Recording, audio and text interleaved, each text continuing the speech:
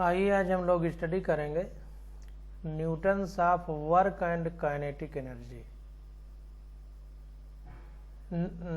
Notions of work and kinetic energy, the work energy theorem. कहने का मतलब ये है कि जो कार्य ऊर्जा प्रमेय है वर्क एनर्जी थ्योरम, उसके अंतर्गत जो क्वेश्चन पूछे गए हैं उनको हम लोग पढ़ेंगे। और notions of work and kinetic energy का मतलब है कि जो काइनेटिक एनर्जी है, गतिज ऊर्जा है, वही कार्य कर रही है, यानी गतिज ऊर्जा ही कार्य के रूप में बदल रही है। तो इसको देखते हैं। पहला क्वेश्चन हमारा है, कह रहा है consider a drop of rain water having mass 1 gram falling from A height of 1 kilometre. कह रहा है हमको ऐसा कंसीडर करना है या मानना है कि कोई एक बूंद है पानी की वर्षा की, जिसका द्रव्यमान 1 ग्राम है और वो 1 किलोमीटर ऊपर से गिर रही है। It hits the ground with the speed of 50 metre per second. यह पृथ्वी से 50 मीटर प्रति सेकंड के वेग से टकराती है, चाल से या सीधी रेखा में है तो उसी को वेग कहेंगे। अगर कोई वस्तु सीधी रेखा में चलती है और एक ही दिशा में चलती है तो जो वेग होगा उसी को हम, जो चाल होगी उसी को वेग कह सकते हैं, और जो दूरी होगी उसी को विस्थापन कह सकते हैं। मतलब पथ लंबाई ही विस्थापन होगी, path length. Take g constant with the value of 10 metre per second square. G जो नियत है, पृथ्वी का गुरुत्वीय त्वरण कांस्टेंट होता है, उसकी वैल्यू हमें 10 मीटर पर सेकेंड स्क्वायर लेना है। और the work done by the gravitational force and the resistive force of air is. तो पृथ्वी अपनी ओर खींच रही है, उसके कारण कितना कार्य हो रहा है, और जो हवा उसके नीचे गिरने का विरोध कर रही है, तो उसके द्वारा जो रेजिस्टिव फोर्स यानी प्रतिरोधी बल गिरने की विपरीत दिशा में लग रहा है, उसके कारण कितना कार्य होगा, दोनों हमको बताने हैं। और एनसीईआरटी में क्वेश्चन हम लोग कर चुके हैं और आगे देखते हैं इसका सॉल्यूशन और समझने का प्रयास करते हैं।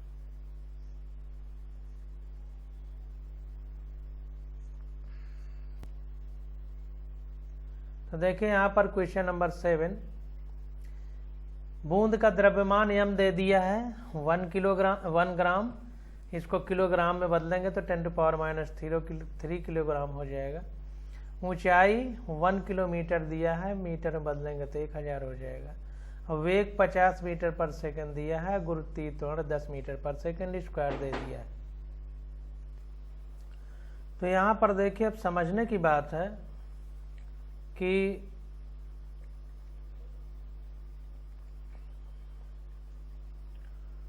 जो वर्क डन है,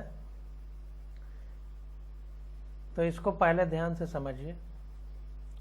मान लीजिए ये इतनी ऊंचाई पर कोई गेंद है या वर्षा की बूंद है,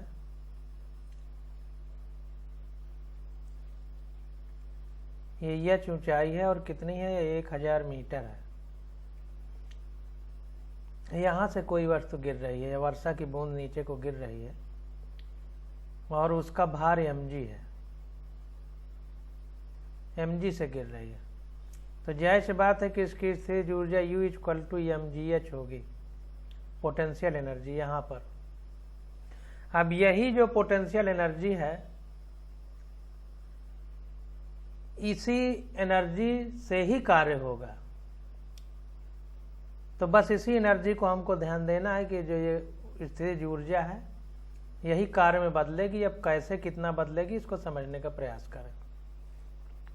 तो देखिए, the work done by the gravitational force, क्योंकि पृथ्वी हर एक वस्तु को अपनी ओर खींचती है तो गुरुत्वीय त्वरण लगता है, तो उसके कारण कार्य कितना होगा, जो स्थितिज ऊर्जा है ले जाने में। मान लीजिए किसी पत्थर को हम नीचे जमीन से अपनी छत पर सीढ़ी चढ़ के ले जाते हैं, तो छत पर जब ईंट को हाथ में पकड़े रहते हैं तो फिर हम उसे नीचे नहीं लाना पड़ता है, वो अपने आप अगर छोड़ दे तो नीचे चली आएगी। क्यों? क्योंकि सीढ़ी चढ़ने में जो हमने कार्य किया है वो उसमें ऊर्जा के रूप में संचित हो गया, स्थिर ऊर्जा के रूप में। अब जब हम उसको छोड़ेंगे तो वही स्थिर ऊर्जा जो हमने कार्य किया था फिर कार्य में बदल जाएगी, यानी गतिज ऊर्जा में बदलेगी, क्योंकि वो जब ईंट गिरेगा पृथ्वी में तो गति होगी। तो जो हमने कार्य किया जब छत पे ले गए ईंट को तो स्थिर ऊर्जा के रूप में बदल गया, और जब हमने उसको गेंद को छोड़ा या ईंट को छोड़ा तो पृथ्वी में गिरी तो उसमें गति उत्पन्न हो गई, यानी गतिज ऊर्जा में बदल गई। तो जाहिर सी बात है कि जो एच ऊंचाई पर हमारी बूंद है तो उसकी स्थिर ऊर्जा कितनी होगी, mgh, और जब उसको छोड़ेंगे तो यही गतिज ऊर्जा या गतिज ऊर्जा के रूप में बदलेगी। तो गतिज ऊर्जा कितनी होगी, जितनी स्थिर ऊर्जा होगी उतनी ही गतिज ऊर्जा होगी। तो mgh ही हमारी हाफ mv² में बदल जाएगी, यानी गतिज ऊर्जा में बदल जाएगी, और इतनी ही हमारी गतिज ऊर्जा होगी। अब देखिए गतिज ऊर्जा का परिभाषा क्या होती है, किसी वस्तु की गति के कारण उसमें कार्य करने की जो क्षमता आ जाती है उसी को गतिज ऊर्जा कहते हैं। तो कार्य करने की क्षमता, इसका मतलब ये गतिज ऊर्जा ही कार्य में बदलेगी, तो इसको कार्य भी कह सकते हैं। तो इसलिए वर्क डन कह रहा है कार्य। तो जो स्थिर ऊर्जा है, देखो निकाल स्थिर ऊर्जा रहा है, कह रहा है कार्य। तो क्यों कह रहा है वो हमने आपको बता दिया। तो वर्क डन कितना हो जाएगा, mgh, m हमको दिया है 10⁻³ किलोग्राम, और g है 10 मीटर, और h है हमारा 1 किलोमीटर या 1000 मीटर, तो आ गया 10 जूल। ये पृथ्वी के गुरुत्वीय बल के कारण इतना कार्य हुआ, पहला पॉइंट। अब दूसरे पॉइंट में हमसे पूछ रहा है कि जो हवा का प्रतिरोधी बल है, रेजिस्टिव फोर्स है, उसके कारण कितना कार्य होगा। तो पहले टोटल इसने निकाला है, और टोटल में मतलब ये निकालिए, टोटल निकालेगा, टोटल में से जो गुरुत्वाकर्षण वाला कार्य है उसको घटा देगा तो प्रतिरोधी बल द्वारा कार्य निकल आएगा। तो the total work done by gravitational force and the resistive force of air is equal to change in kinetic energy of rain drop. तो ध्यान दीजिए, जैसे हम दो लोग खड़े हैं और दो लोगों में मेरे पास 100 रुपए है और मैंने आपको 50 रुपए दे दिए, तो मेरे पास 50 रुपए बचेंगे, आपके पास 50, दोनों जोड़ के 100 रुपए हो गए। लेकिन अगर मेरे पास 100 रुपए हैं, मैंने आपको 30 रुपए दिया और मेरे पास 50 रुपए बचे, तो मेरे और आपके जोड़ के 50, 30, 80 हुई, 20 कहाँ गया, तो 20 कहीं दूसरी जगह चला गया। तो वही 20 हमारा गतिज ऊर्जा के रूप में बदल गया और उसी गतिज ऊर्जा से कार्य हुआ। इसीलिए change in kinetic energy equal to work done लिखा जाता है।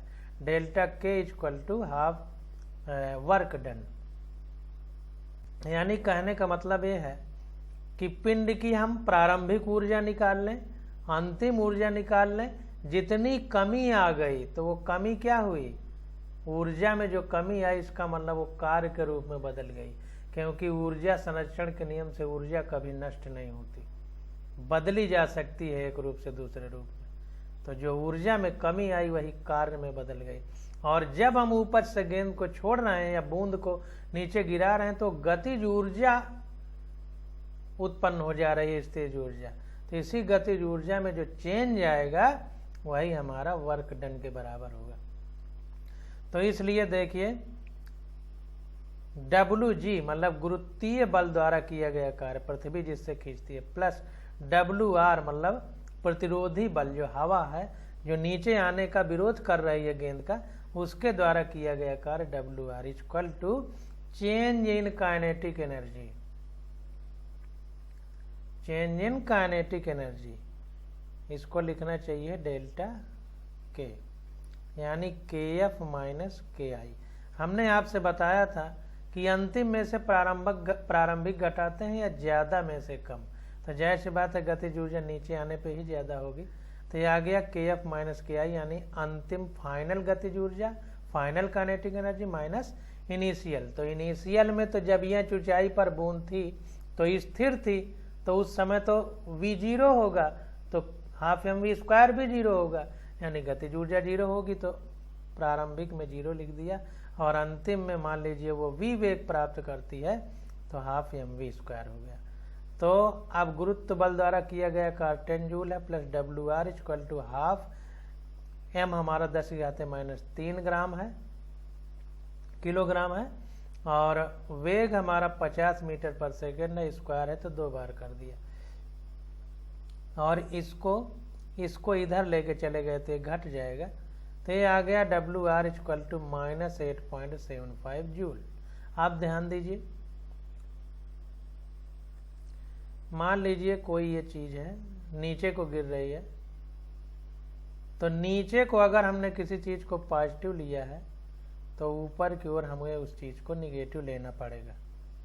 तो नीचे जब पृथ्वी अपनी ओर खींच रही है उस कार्य को हमने पॉजिटिव लिया है तो ऊपर वाला निगेटिव होगा, इसलिए -8.75 जूल आंसर आया है।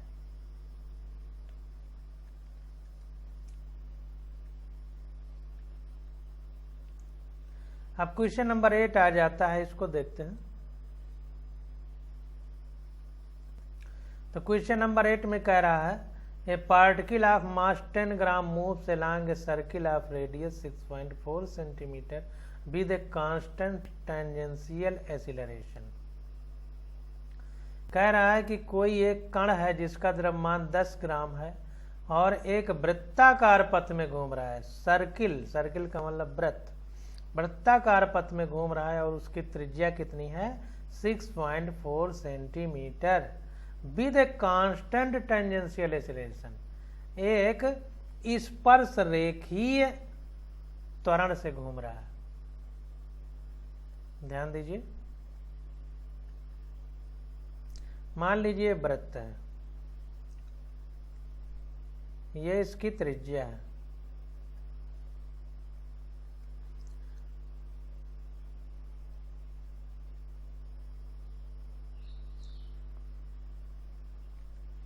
ये हमारा AT है, T का मतलब टेंजेंशियल, A का मतलब एक्सीलरेशन, तो टेंजेंशियल एक्सीलरेशन हो गया, मतलब जो त्रिज्या है उससे ये कोण 90 डिग्री है और इस पथ में ओमेगा कोणीय वेग से घूम रहा है, ठीक ना। तो इस प्रकार से, तो इसको देखते हैं। What is the magnitude of this acceleration if the kinetic energy of the particle becomes equal to 8 into 10 to the power -4 joule by the end of the second revolution after the beginning of the motion। तो कह रहा है इस तरह घूम रहा है, तो कह रहा है कि इसकी गतिज ऊर्जा काइनेटिक एनर्जी कितना होगी, नहीं काइनेटिक एनर्जी दे दिया है 8 into 10 to the power -4 joule, गतिज ऊर्जा दे दिया है। पूछ रहा है कि ये जो टेंजेंशियल एक्सीलरेशन है इसका मैग्नीट्यूड कितना होगा, यानी परिमाण कितना होगा, दिशा नहीं पूछ रहा है, केवल परिमाण पूछ रहा है। कह रहा है by the end of the second revolution of the beginning of the motion. तो जब इसने गति प्रारंभ की तो एक चक्कर लगा करके दूसरा चक्कर जब लगाया तब पूछा जा रहा है एक्सीलरेशन के बारे में, इसको ध्यान देना। तो देखिए एक 10 ग्राम का कोई कण है और वृत्ताकार पथ में घूम रहा है, उसकी त्रिज्या 6.4 सेंटीमीटर है और उसकी गतिज ऊर्जा 8 into 10 to the power -4 joule है और उस पर स्पर्श रेखीय त्वरण कार्य कर रहा है। तो उस स्पर्श रेखीय त्वरण का हमको मैग्नीट्यूड यानी परिमाण बताना है, और कब बताना है, जब दूसरे एक राउंड लगाने के बाद दूसरे राउंड का अंत होता है, यानी 2 राउंड पूरे हो चुके हैं, तीसरा शुरू होगा। तो देखते हैं इसको, तो जैसे हमने पहले किया है उसी प्रकार से करेंगे। तो हमको द्रव्यमान दे दिया है m = 10 ग्राम, इसको किलोग्राम में बदला तो 10 to the power -2 आ गया। रेडियस दे दिया है 6.4 सेंटीमीटर, इसको मीटर में बदला तो 10 to the power -2 का गुणा हो गया। और kF, अब देखिए गतिज ऊर्जा दी गई है हमको, तो गतिज ऊर्जा कौन सी है, फाइनल है, अंतिम 8 into 10 to the power -4 joule. कैसे अंतिम है, अंतिम इसलिए है क्योंकि गतिज ऊर्जा हमको बता ही रहा है। What is the magnitude of this acceleration if the kinetic energy of a particle becomes equal to 8 into 10 to the power minus 4 joule by the end of the second revolution।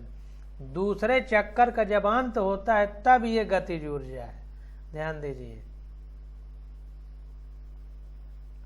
ठीक ना। तो दूसरा के फाइनल बताया हमको, after the beginning of the motion by the end of the second revolution after the beginning of the motion।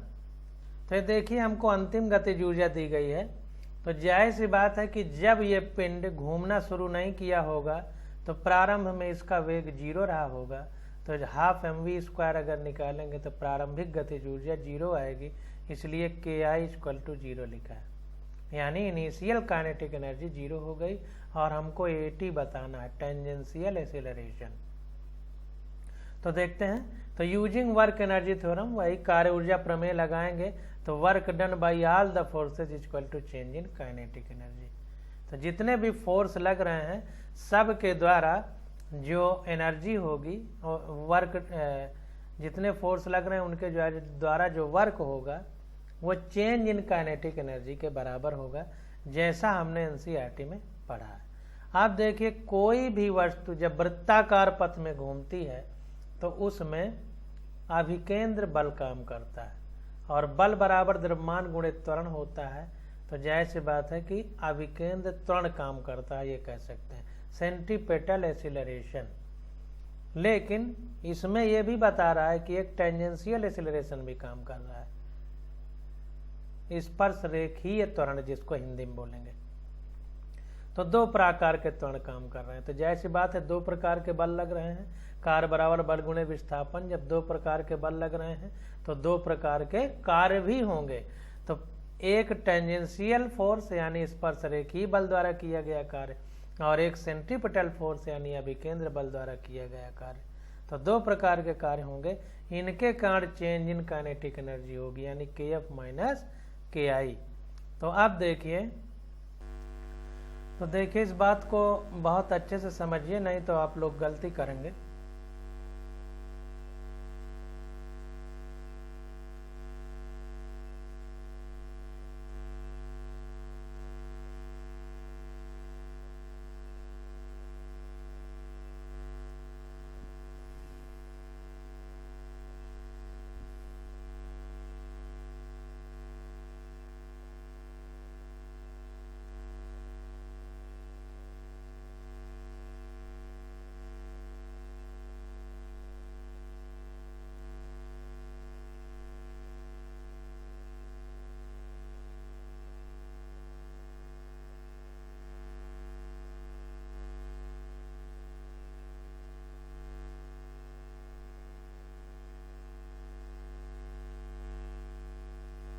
तो देखिए ये मान लीजिए कोई सर्किल है, यानी वृत्ताकार कोई छल्ला है, रिंग मान सकते हैं लोहे की।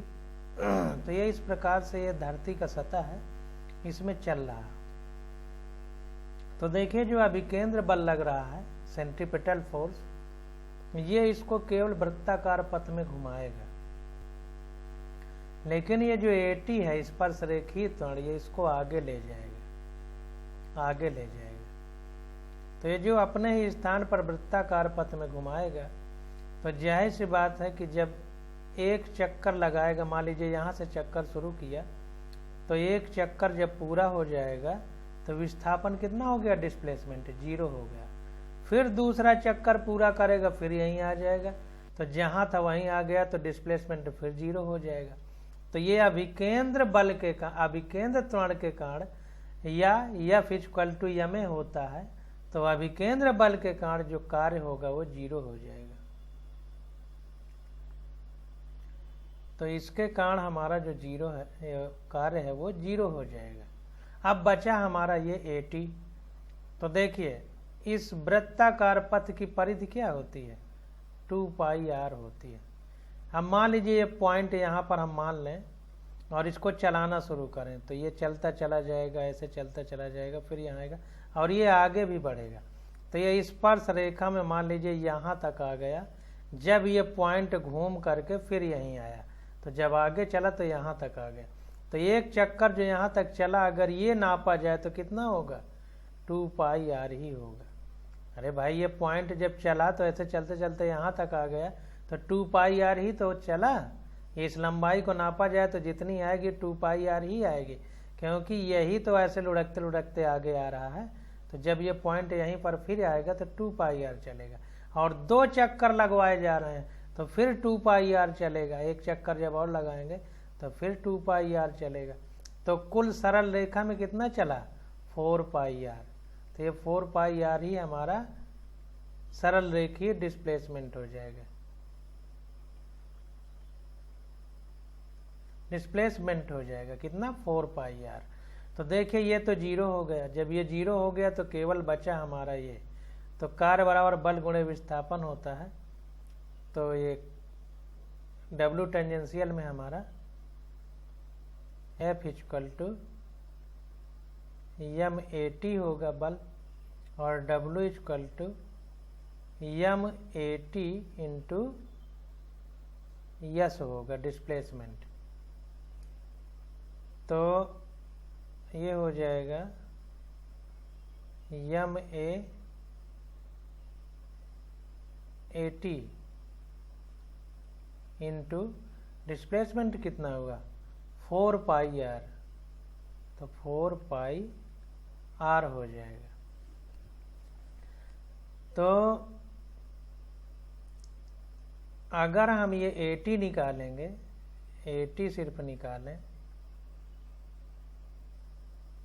80, तो हो जाएगा W/m/at इंटू 4πr हो जाएगा, ठीक ना। और ये W क्या है, चेंज इन काइनेटिक एनर्जी है। तो प्रारंभ में वस्तु 0 थी तो ये KI तो 0 हो जाएगा, क्योंकि प्रारंभ में वेग 0 रहेगा, KF भर बचेगा। तो W की जगह क्या लिख सकते हैं, KF। तो ये हो गया भाई W = KF ही तो हो जाएगा। चेंज इन काइनेटिक एनर्जी ये 0 हो गया तो W = KF हो जाएगा। तो ये W की जगह KF लिख देंगे तो ये हो जाएगा KF/, इसको इधर लिख दें 4πr। 80 तो इधर चला गया तो 80 नहीं रहेगा, m। KF/4πrm यही तो लिखा है, 80 इधर आ गया तो ये W/4πrm नीचे होना चाहिए, 80 गलत लिख गया। तो यही चीज़ देखिए यहाँ लिखा है। आप देखिए सब वैल्यू रख दिया, KF की वैल्यू क्वेश्चन में दिया है 8 × 10⁻⁴/4 पाई की वैल्यू 22/7 होती है। त्रिज्या दे दिया 6.4 × 10⁻², और m दे दिया 10⁻² किलोग्राम, क्योंकि 10 ग्राम था तो किलोग्राम में बदल लिया। अब इसको सॉल्व किया तो आ गया 0.099, यानी लगभग 0.1 मीटर/सेकंड²। तो 8 का C विकल्प हमारा करेक्ट होगा। तो इस प्रकार से हम लोग क्वेश्चन सॉल्व करते हैं। और एक एक क्वेश्चन को बड़े अच्छे से ध्यान दीजिए, क्योंकि आप कैसे क्वेश्चन निकाला जाता है ये महत्वपूर्ण तरीके से समझिए। सॉल्यूशन एक अलग बात हो गई। Question number 9, a bullet of mass 10 gram leaves a rifle at an initial velocity of 1000 metre per second and strike to earth at the same level with a velocity of 500 metre per second. कह रहा है एक बंदूक की गोली है बुलेट, उसका द्रव्यमान 10 ग्राम है। लीव ए राइफल, बंदूक से नहीं राइफल से छोड़ी जा रही। तो राइफल को वो जब छोड़ती है, भाई राइफल की घोड़ा दबाया गया तो वो धड़ाम से गोली छूटी और निकली नाल से। तो जब नाल छोड़ती है तो उस समय उसकी प्रारंभिक वेलोसिटी 1000 मीटर/सेकंड है। Strike the earth at the same level, और पृथ्वी से टकराती है सेम लेवल पर, जिस लेवल पर मतलब हमारी राइफल है उसी लेवल पे टकराती है।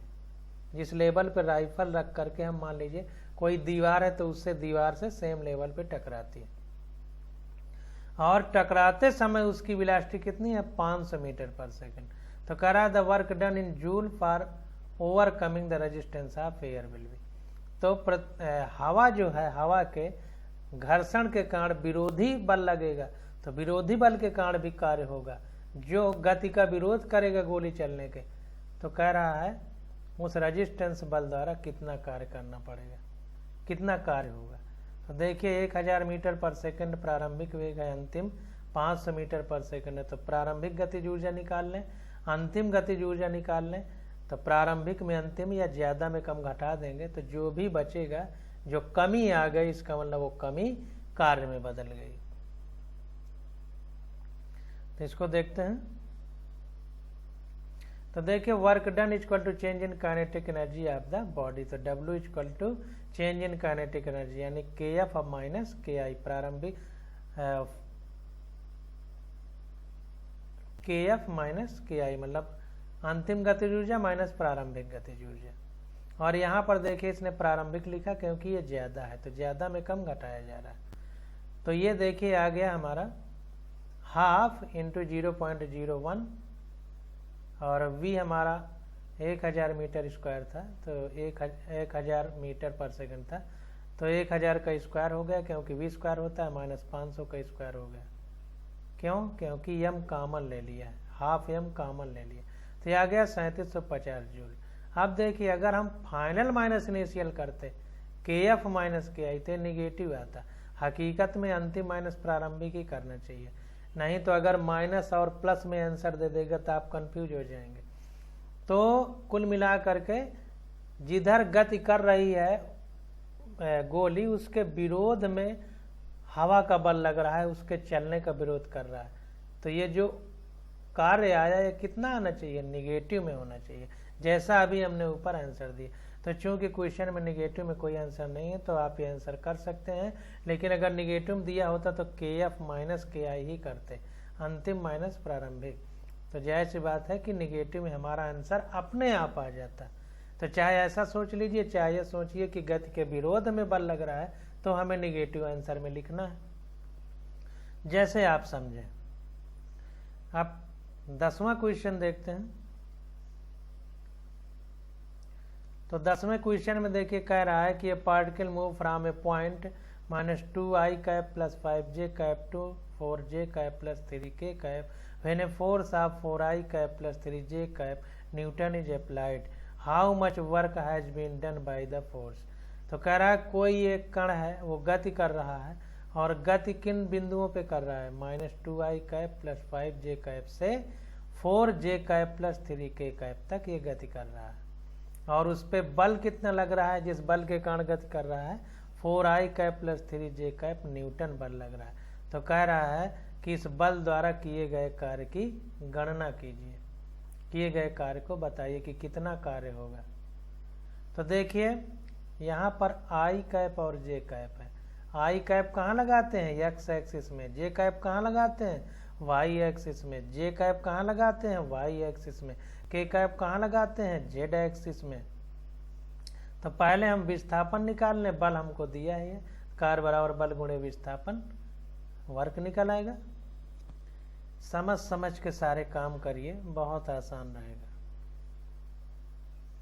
तो देखिए here vector r1 position vector, स्थित सदिश क्या है, vector r1 equal to -2i cap plus 5j cap. अब ध्यान दीजिए स्थित सदिश कहाँ से आ गया, जाहिर सी बात है कि x y z जो प्लेन है, 3 डायमेंशनल प्लेन, उसमें वस्तु रखी गई है और वो उस प्लेन में कहाँ स्थित है, उस स्थिति के लिए स्थित सदिश है।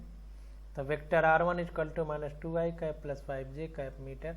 इसी प्रकार r2 दिया है 4j cap plus 3k cap metre, और वेक्टर f बल दे दिया है 4i cap plus 3j cap newton, और w पूछ रहा है। और कार्य बराबर होता है बल गुणे विस्थापन।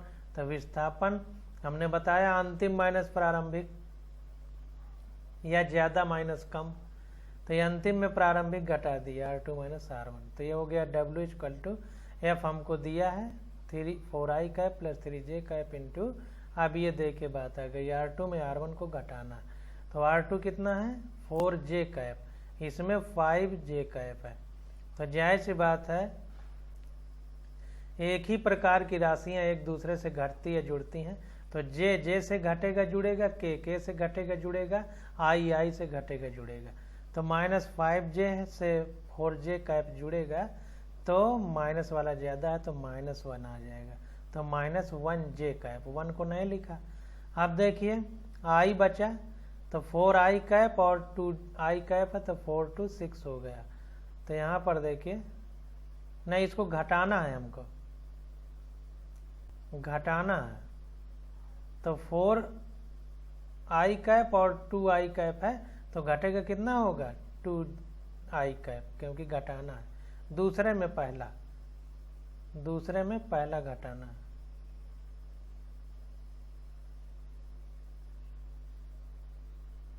यहाँ पर देखिए गड़बड़ हो रहा है, इसको ध्यान दीजिए, गड़बड़ हो जा रहा है इसलिए क्योंकि ये फोर्स है, बल, और ये R2 - R1 यहाँ करके लिखा है तो इसलिए गलती हो जा रहा है। तो ये दोनों, इनको बस देखना है, इसको नहीं देखना। ये तो बल है, हमें विस्थापन निकालना। तो R2 को देखिए ये एक साथ लिख दिया है, दोनों को मिला करके घटाया गया है। तो R2 में R1 घटाया है तो R2 4j cap plus 3k cap. अब घटाने वाला चिन्ह लगाएगा तो इसका चिन्ह बदल जाएगा, तो 4i कैप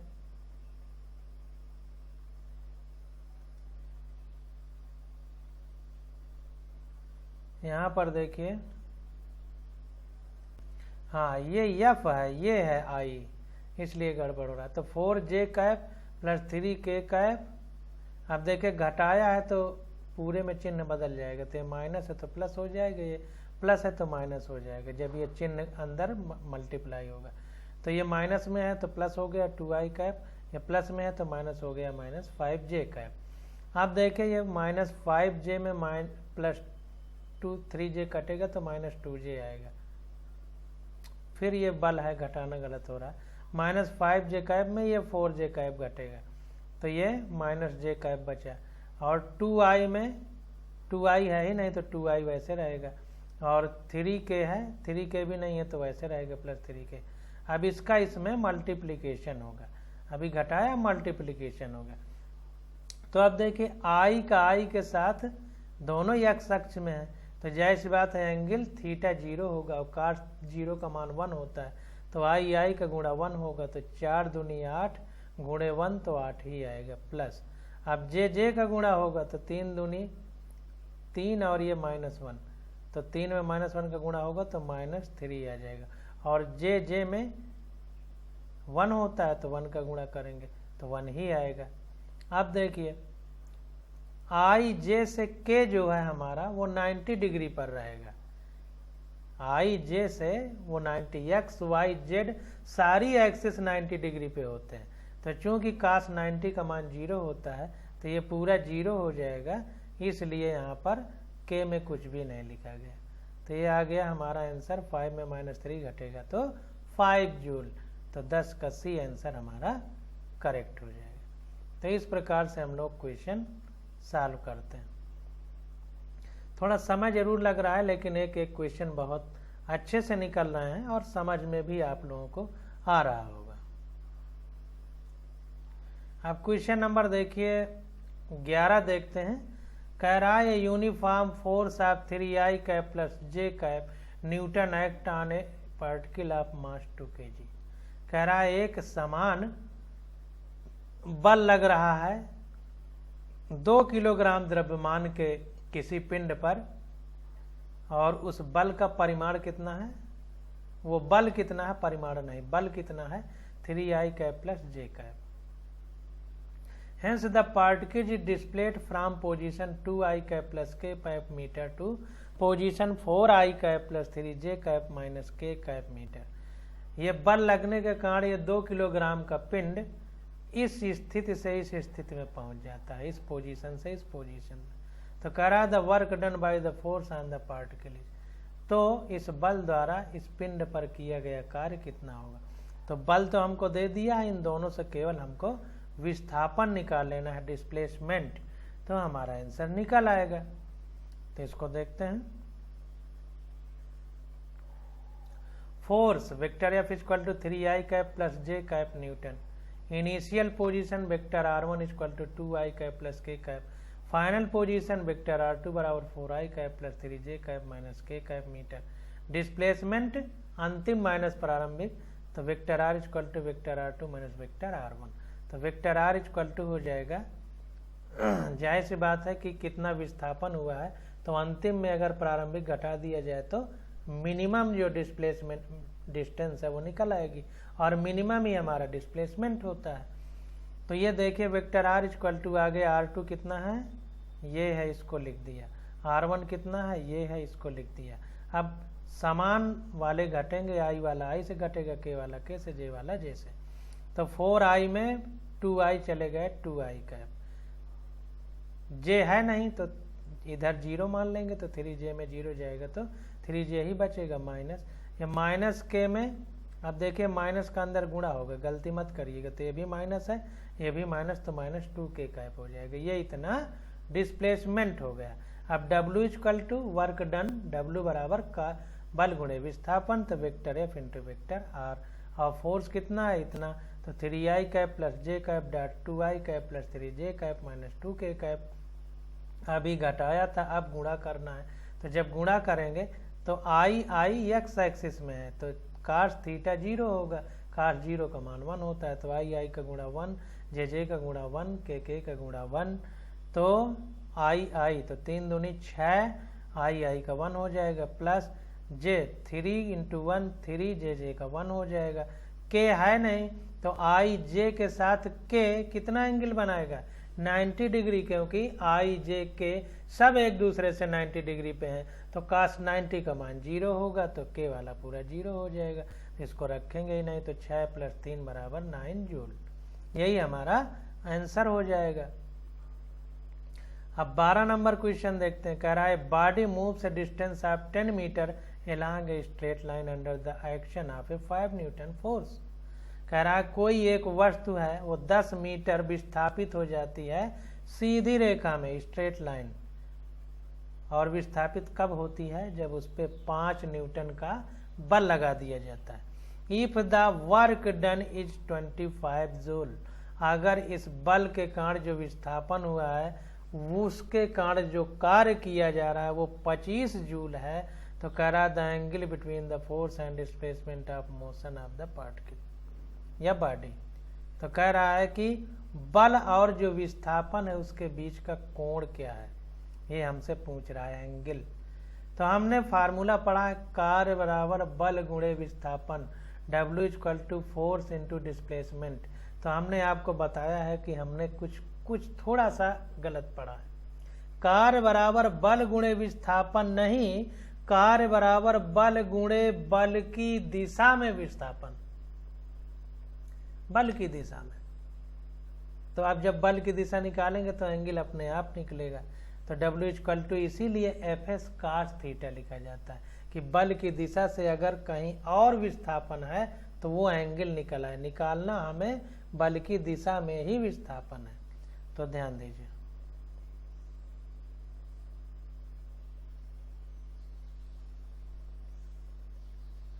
तो 12 नंबर क्वेश्चन, डिस्प्लेसमेंट दे दिया है 10 मीटर, फोर्स दे दिया है 5 न्यूटन, वर्क डन दे दिया है 25 जूल, और हमको थीटा निकालना है। तो W equal to Fs cos theta होता है, W 25 जूल है, और फोर्स 5 न्यूटन है, और डिस्प्लेसमेंट यस 10 है, और cos थीटा हो गया। तो ये 50 cos थीटा आ गया। तो cos थीटा बराबर 25/50, तो ये आ गया 1/2, cos 1/2 या 0.5 का मान होता है 60 डिग्री।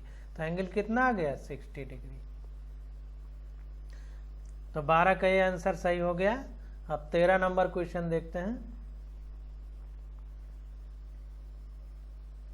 कह रहा है body constrained to move in a y direction is subjected to a force given by vector F equal to इतने न्यूटन। तो कह रहा है कोई वस्तु है, कोई पिंड है, वो y डायरेक्शन में मूव कर रहा है और उस पर बल कितना लग रहा है, vector F equal to -2i cap plus 5j cap plus 6k cap newton. तो कह रहा था work done by this force in moving the body through a distance of 10j cap metre along y axis. तो कह रहा है कि जब ये वस्तु 10 जे कैप के डिस्टेंस तक गति कर लेती है तो उस समय कितना कार्य किया जाएगा। तो जेड एक्सिस में देखिए मोशन हो रहा है, इस बात को हमको ध्यान रखना। तो आर कितना है उसको समझना है। तो यहाँ पर देखिए वेक्टर एफ दे दिया है -2i कैप प्लस 15 जे कैप प्लस 6 के कैप न्यूटन, और डिस्टेंस डी कितनी है 10 जे कैप। अब ध्यान दीजिए ये डिस्टेंस है यानी दूरी, विस्थापन नहीं कहा डिस्टेंस, लेकिन चूंकि जेड एक्सिस में और दिशा नहीं बदल रही, जेड एक्सिस में ही चल रही। तो जब दिशा नहीं बदल रही इसका मतलब सरल रेखीय गति है, लीनियर मोशन है, डायरेक्शन नहीं चेंज हो रहा, तो इसका मतलब जो भी चलेगा डिस्टेंस वही हमारा डिस्प्लेसमेंट होगा। तो डिस्टेंस को ही हम यहाँ पर डिस्प्लेसमेंट मानेंगे।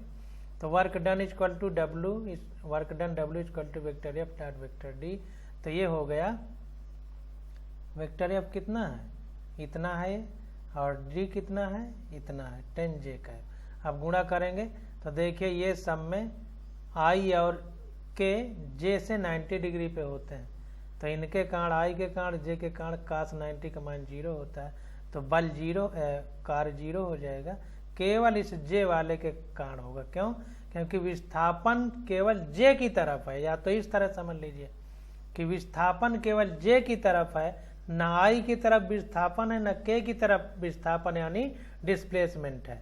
तो आई और जे के की तरफ कार्य 0 होगा, क्योंकि कार्य बराबर बल गुणे विस्थापन। जब आई और के की तरफ विस्थापन ही नहीं हुआ तो कार्य कैसे होगा? तो इन दोनों के कारण कार्य 0 होगा और केवल इसके कारण होगा। तो जे का गुणा 1 होता है 15, 10 का गुणा 150 होता है, तो 150 न्यूटन पर मीटर कार्य होगा, या इसी को 150 जूल कह सकते हैं। 13 का ए आंसर हमारा करेक्ट होगा। 14 नंबर क्वेश्चन देखते हैं। कह रहा है when a body move with a constant speed along a circle, ध्यान दीजिए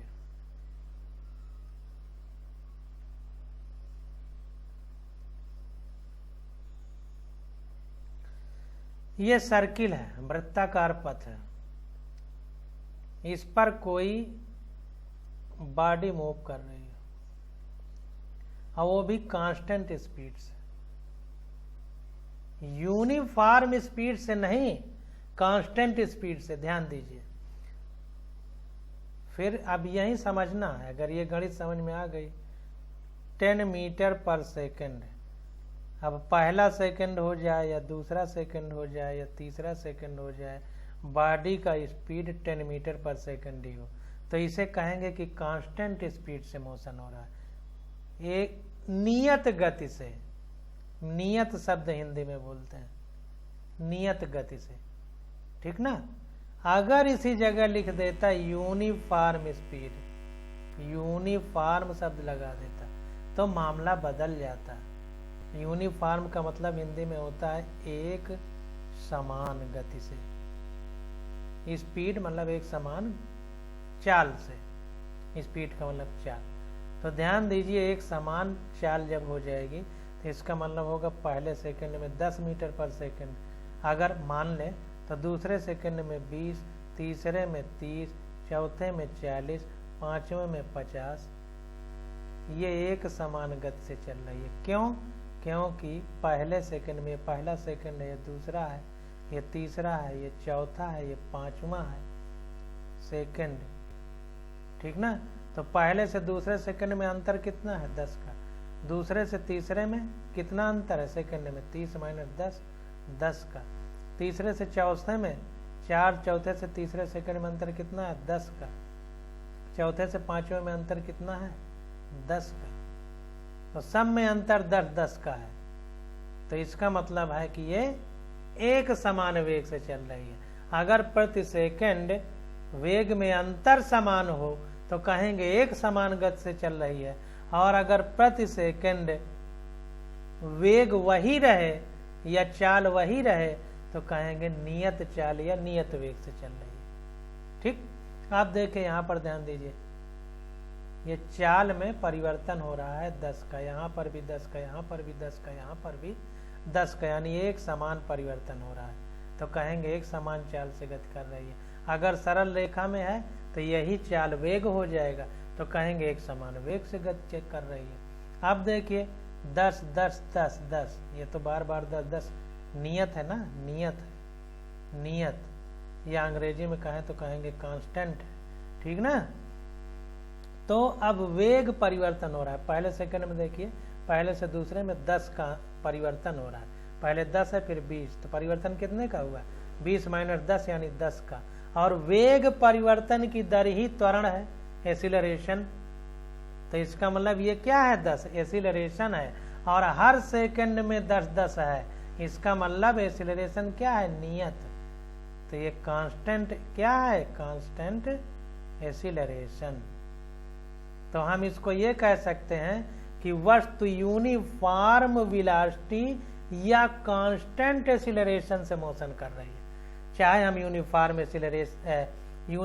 वेलोसिटी से कहें मोशन कर रही है या कहें कांस्टेंट एसिलरेशन से मोशन कर रही है, दोनों एक ही बात है। तो समझने का प्रयास करिए, एक एक शब्द में अंतर है। तो यूनिफॉर्म वेलोसिटी से मोशन करे या कांस्टेंट एसिलरेशन से कहें मोशन कर रही है, एक ही बात है। तो यहाँ पर देखिए, चूंकि कह रहा है when body move with a constant speed along a circle, मतलब कांस्टेंट स्पीड है, मतलब हर सेकंड में उसकी स्पीड 10 मीटर पर सेकंड ही है, ठीक ना। यानी पहले और दूसरे सेकंड का अंतर, अगर पहले सेकंड में 10 मीटर पर सेकंड है तो दूसरे सेकंड में भी 10 मीटर पर सेकंड ही होगा।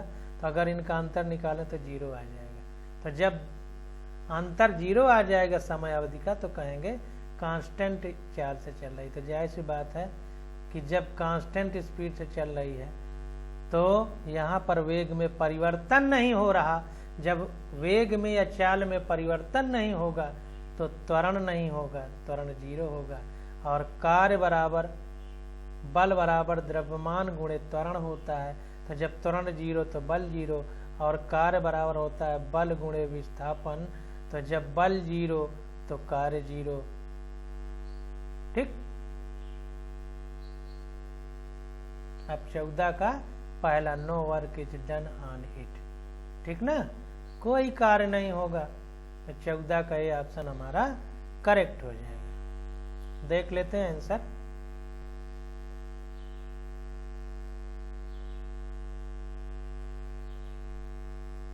चौदह का ये आंसर हमारा करेक्ट। अब देखिए आगे आ जाता है 15 नंबर क्वेश्चन, काइनेटिक एनर्जी यानी गतिज ऊर्जा से संबंधित सवाल पूछे गए हैं। तो इनकी स्टडी हम लोग अगले लेक्चर में करेंगे। आज बस यही था।